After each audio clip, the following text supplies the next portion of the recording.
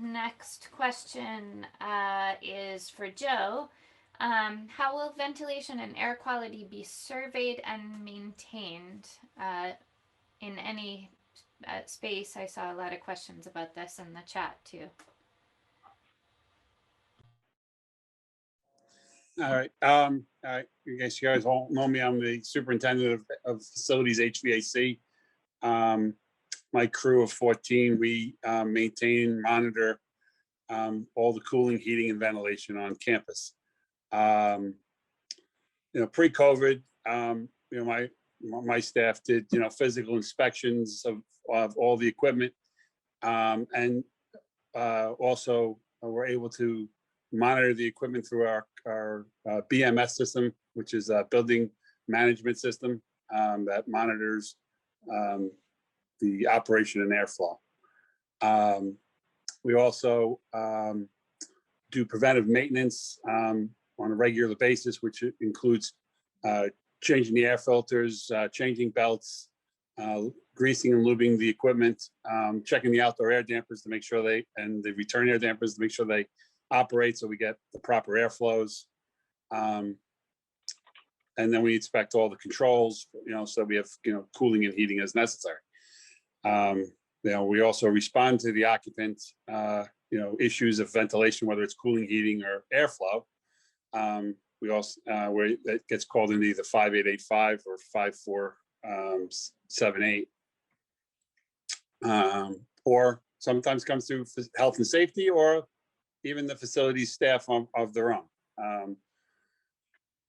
And then, our last thing we do typically is, and then we notify management of our needs for, doing repairs of equipment that's down, and that gets notified to the faculty and clientele, usually through a blanket email. Post-COVID, though, it's come to really light, how critical the ventilation and the air conditioning systems are for preventing the spread. So the college, immediately after everybody was off site, we were initiated to evaluate the campus at large and what its ventilation, each building's ventilation situation was. And the campus fell into four categories. Buildings with COVID compliant CDC ventilation and filtration, which means at least a MERV 13 filter. Carrie will explain to you later a little bit more on that.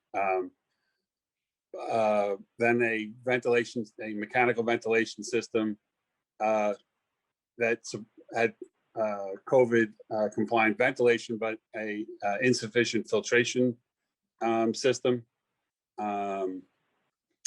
Then there were areas that had just mechanical cooling, but not ventilation. And then natural ventilation or natural ventilation with exhaust. What this evaluation did, and what we've done since then, with regards to changing some of our operating criteria to make it safer for everybody, is where we have COVID compliant ventilation, that means basically 20% or more air.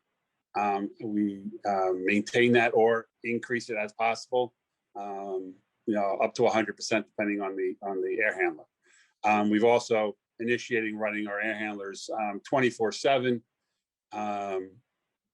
24 hours a day, 7 days a week, so that we flush the buildings overnight where people are gone. We've turned off demand response systems so we don't throttle down the air handling systems when the buildings are unoccupied. So again, we ventilate so that the buildings are fresh and as clean as possible when you return. Then the last thing we did was we stepped up our field inspections, both with my staff and health and safety has been assisting us on this with inspections of airflow to critical locations.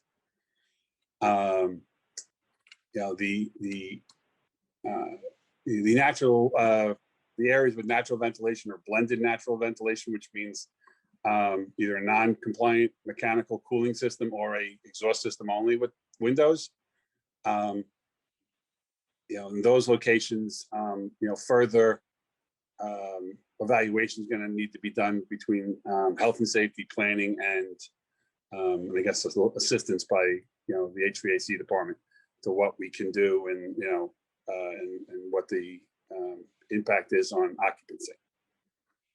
So we're following CDC, which also references the American Society of Heating, Refrigeration, Air Conditioning Engineers task force guidelines.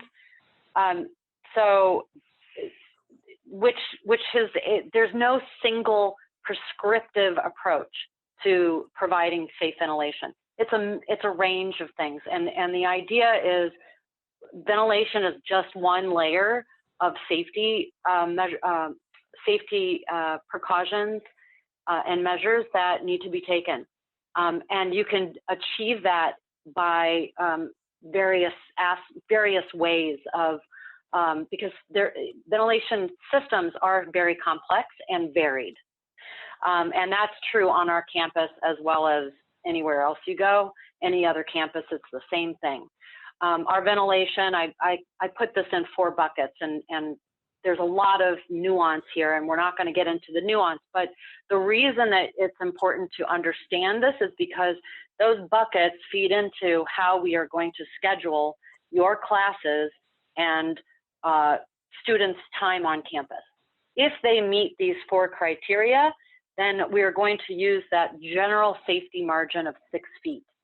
If they don't meet that criteria, in which case it is, we can't do any enhancements and the ventilation is not very consistent, then we are applying a more dedensified or a higher level of safety margin. And in some cases, that may mean that we need to go back to the drawing table and drawing board and review our options, because a space that is 400 square feet and can only manage 3 people may not meet the needs of the English department, for instance. Now, we are exploring how to communicate that information to you at the room level. Know that we have that information. We are using that information to make decisions, but right now it's evolving, and we are partway there. I'm going to ask Marcus to move forward 1 slide, and so this is just for those spaces that have mechanical ventilation.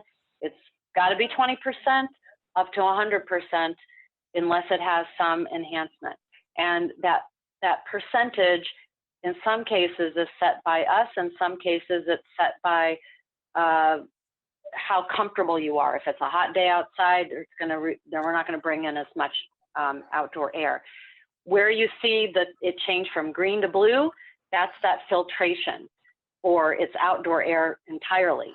But that's that MERV 13 or MERV 14 filter before it gets delivered. So where we have mechanical ventilation, all the air that is discharged into that space has gone through a filter. I just want to make sure that's very clear to everyone, because there's maybe concern about windowless spaces. Okay, moving on to the next slide down.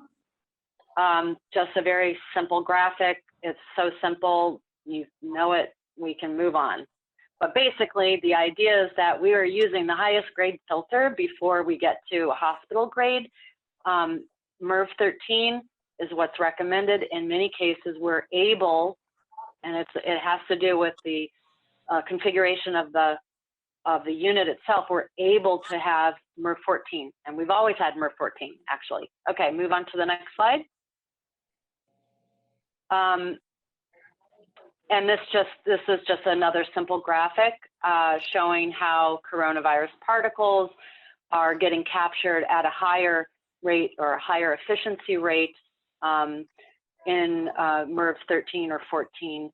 And in most of our systems, we have a pre-filter as well. Okay, move on to the next one. And this is the one that most people want to see. And this is a tiny font for those of us not able to see, but by building, these are the broad categories that we're looking at. Do you have windows? What kind of mechanical ventilation do you have in place? If it's mechanical, how much outside air? Is that air that gets recirculated filtered? And we're surveying all this. And of the instructional spaces, we have gone through nearly 100% in James Hall, Ingersoll Hall, Roosevelt Hall, Whitehead. We're making our way through Boylan. There's some complicated spaces in there. And we're continuing to work through these spaces. We're out in droves to the degree that we can, droves meaning 2 of us or 3 of us at a time. But we're doing this work and it takes time. So I really appreciate everybody being patient, but this is the matching up. We're taking this data, we're matching it up with what you've given us in the enrollment and the schedule, and we're going to be talking to you and giving you that information.